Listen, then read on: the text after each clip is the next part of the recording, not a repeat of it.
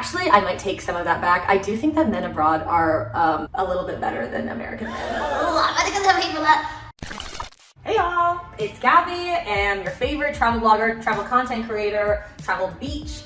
And today I'm gonna be talking about what it's like to travel and date. I left the United States on January 8th, 2021, this year to travel the world. You know, I had to fulfill my whole digital nomad dream I've had, and I quit my job in 2020, and then a week later the pandemic happened, and I was very confused. How am I gonna be a travel creator in a pandemic? So this year, I decided that I would just travel. I'm gonna take advantage of this year. It's really been an incredible experience and honor to see the world in this way at this like very weird time. And honestly, the world's been pretty empty as far as like tourism attractions, so it's been cool to see like Venice without tons of people, or Paris without tons of people. That's been cool. But one of the most often questions I get as like a girl in her mid-20s who's traveling the world is like, how do you date? Or do you date? Or what does that look like? Is it a lot of casual flings? Is it super serious, long-term, long-distance relationships? What does that look like? And so I'm here to answer all of your frequently asked dating questions, the FADQ, you might say. Okay, so for me, dating during this pandemic and while traveling the world, it looks like dating apps, I guess, to be honest. I get on dating apps, not specifically to meet the love of my life, but because no matter whether I meet like a nice romantic connection or just a friend connection, people who are on dating apps are looking to meet up with people. And when I'm traveling, that's what I'm looking up to do. I'm looking for people who can like show me around or give me the best do's or do nots, or be like great people and just connect with them as human beings. So I do use dating apps. I use Hinge and Bumble as my main two. I was blocked on Tinder. I think there was one time in Italy where this guy wanted to meet up and I said no, and he must have reported me because he was like very upset about that. Anyway, blocked on Tinder, but I use Hinge and Bumble. And one of the most common questions I get is, what do you say in your bio? How do you let people know that you are traveling full time? You may only be there for a week or a month. What does that look like? My name is Gabby. I am traveling the world. I'm a full-time digital nomad. What that means is that I travel and work. I may be here for a week to a month. Like, let me know if you want to get together. Or what I'll do sometimes is I'll say, let's cross something off of our bucket list. And yeah, that usually gets people who are kind of chill. They're not looking to get married, I guess. The ones that are looking for too serious stuff, I don't think it's right to kind of, I don't know, entertain that when I'm only going to be there for a short period of time. I'm also not looking to just hook up. Again, it is a pandemic, so I'm in between not wanting to like find a guy who wants to get married tomorrow and a guy who only wants to know me for 5 minutes or 2.5 minutes. So yeah, that's what it looks like. And I honestly, people ask me all the time, how was your luck though? Like, how is that working out for you?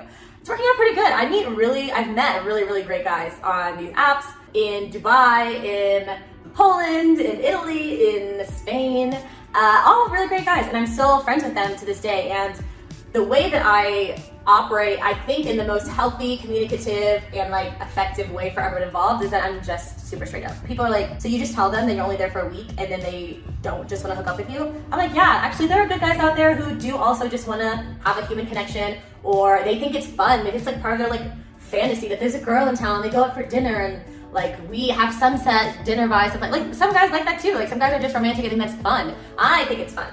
So yeah, that's how I date and travel. I'll be at dating apps, or obviously I'll meet people in person too. I'll go to like a lot of hostel meetups to meet people in general. I'll go to a bar if I'm traveling solo, which I always am.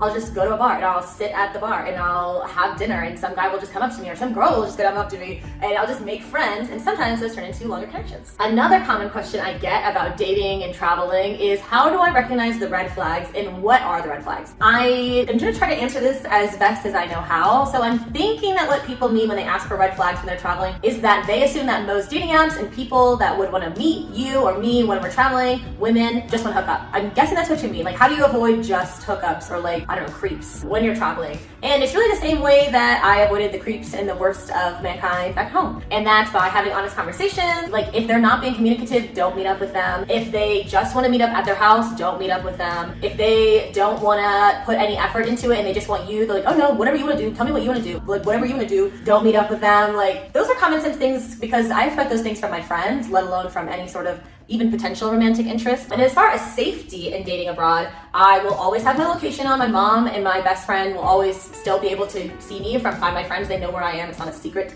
that I'm out on a date or that I'm at a restaurant in Mexico City. Like, it's not crazy. So they'll always be able to find me. If I'm feeling like extra super squirrely, I will send the name of the exact restaurant that I'm going to a friend that's in town, or to a group chat that I'm in. I'm in tons of local WhatsApp groups in Dubai, in Mexico City, in Italy, in Cyprus, and they're just like friends meetup groups. So if I happen to be in any of those places, I'll just find a girls WhatsApp travel group. There's always one, and I'll join it, and then I will literally just, even if I've never said anything, if I've never introduced myself, I will just put in there, hey guys, I'm going on a date with XXX to this place. Here's his Instagram handle. If I die, it was him.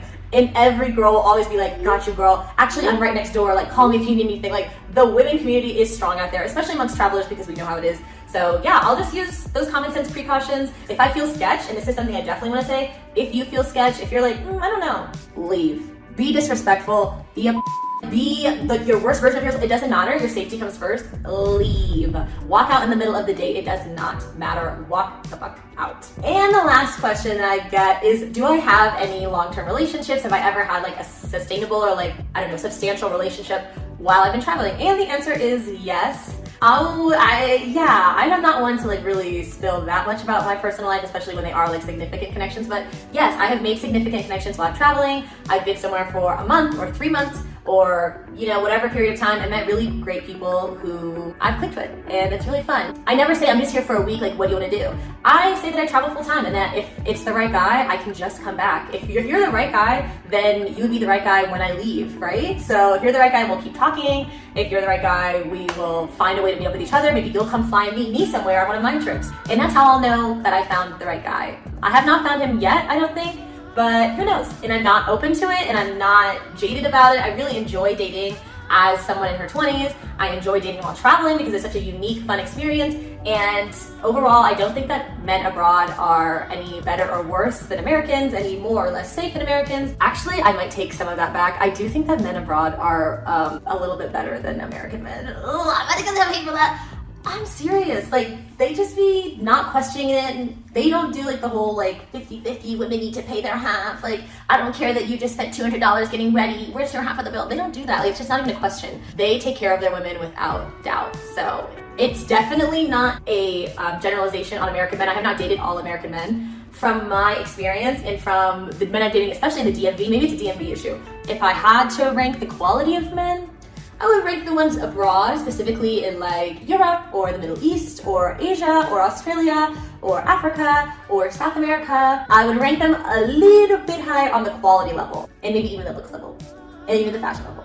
Anyway, that's it for me. I hope that that's giving you a little bit of insight of what it's like to date as a young 20-something woman full-time traveler, and what it's like to date when you travel. I see romantic stories all the time on TikTok and on YouTube and on Instagram of people who have just even taken one flight abroad to see their family and met the love of their lives on their flight, or met the love of their lives on a trip. And I think that is so cute. And so would I want that for myself? Yes, but I'm also not rushing the process. It's really fun to be single and to just date around and interact and meet with a lot of people. So if you're single and you're a full-time traveler or digital nomad, don't rush the process. Like, enjoy it. We live such unique, fun lives.